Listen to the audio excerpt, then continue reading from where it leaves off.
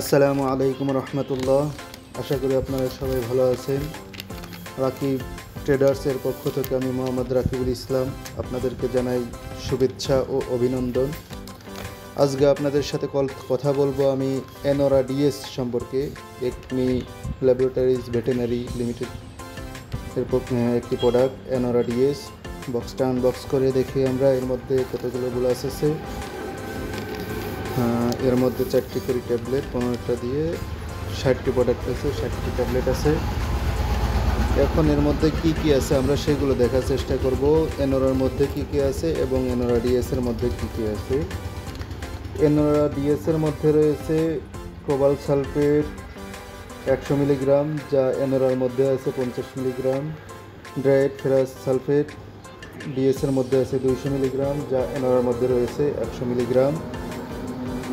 Thiamine mononitrate, যা ডিএসের মধ্যে রয়েছে 50 মিলিগ্রাম, এনোরার মধ্যে রয়েছে 25 মিলিগ্রাম।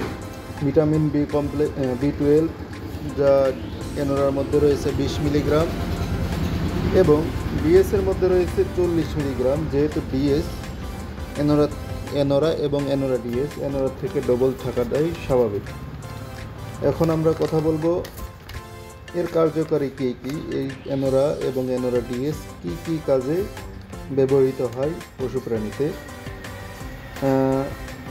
সর্বপ্রথম দেখা যাচ্ছে যে ক্ষুধা ও অরুচি বৃদ্ধি করে, খাদ্য গ্রহণের পরিমাণ বৃদ্ধি করে, দুধ মাংস উৎপাদন বৃদ্ধিতে সহায়তা করে, খাদ্য ও কোষিত বিপাকে সহায়তা করে, রুমেনের গাজন প্রক্রিয়াকে ত্বরান্বিত করতে সহায়তা করে, রক্ত স্বল্পতা দূর করতে সহায়তা করে, যকৃতের কার্যকারিতা বাড়াতে সহায়তা করে।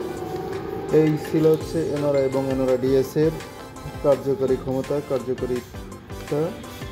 এখন দেখব আমাদের এনোরার মধ্যে এনোরার ডোজ কেমন এবং এনোরা ডিএসের ডোজ কেমন। এনোরা যেহেতু নর্মাল, সেহেতু গরু ও মহিষের জন্য দিতে হবে 2টি বোলাস করে, 2 থেকে 3 দিন সর্বনিম্ন।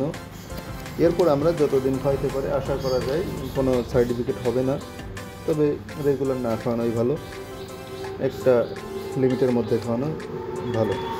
এবং ডিএসটা দিতে পারি আমরা 1টি বোলাস করে, গরু এবং মহিষে রেগুলার 1টি করে বোলাস ডিএসটা দিতে পারি।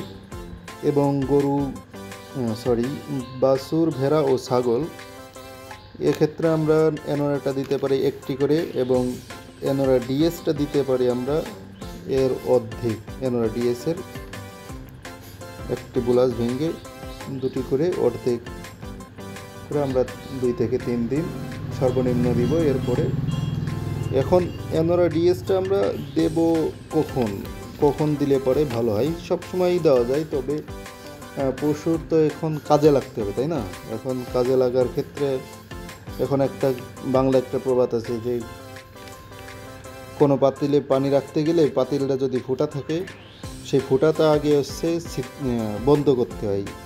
তেমনি আমাদের পশু প্রাণীতে কৃমি থাকে, যা আমরা পশুকে যাই ভিটামিন খাই, খাদ্য খাই, এইগুলো কৃমিতে খেয়ে যায়। এই জন্য আগে কৃমিটা মুক্ত করে নিয়ে যখন আমরা এগুলা দিব, জিঙ্ক খাওয়াই, এডি খাওয়াই, গ্রোথ খাওয়াই, অ্যামাইনো খাওয়াই, ফ্যাটেনিংয়ের জন্য যাই খাওয়াই, বা সুস্থ থাকার জন্য স্বাভাবিক শরীরটা ধরে রাখার জন্য যাই আমরা দৈনন্দিন খাবারে দিই না কেন, এগুলো যদি আমরা কৃমিটা প্রত্যেক 3 মাস অন্তর করতে পারলে সবথেকে ভালো হয়। তো যখন আমরা খরচ করব ভিটামিন জাতীয় কোনো খাবার দিব, ওষুধ দিব, তখন আমরা অবশ্যই কৃমিনাশক খাওয়াই নেব, কৃমিমুক্ত করে তারপরে আমরা এইগুলা দিব। এইগুলা যদি কৃমিনাশক করার পরে দিই, সেক্ষেত্রে আমরা রেজাল্টটা